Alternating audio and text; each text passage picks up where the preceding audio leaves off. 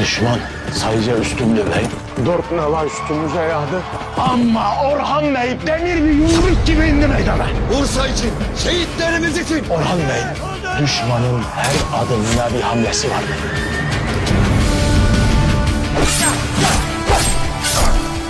Sen onurlu bir adamsın biliyorsun. Tıpkı baban gibi. Babamın katili ölüyor mu sonra? İmparatoru Bursa karargahına davet edin. Ben sizinle dönmeyeceğim. Kalıp burada savaşacağım. Kimsem yok benim. Bir daha kimsem yok deme. Artık ben varım. Aşık bir kadından korkmak gerek. Orhan yıkılan tüneli tekrar açtırıyor. Bu tünel onların mezarı olmalı. Hepsinin eceli olacak.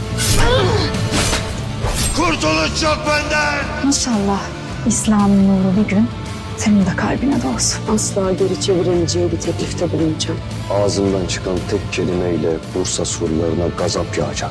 Açtığımız tünelden şehre öfkeyle akacak. Bursa ayrı Osman Bey'in devletinindir. Elhamdülillah. Ben Osmanoğlu Orhan Gazi. Sana söz. Bugün benim, yarın devletimindir.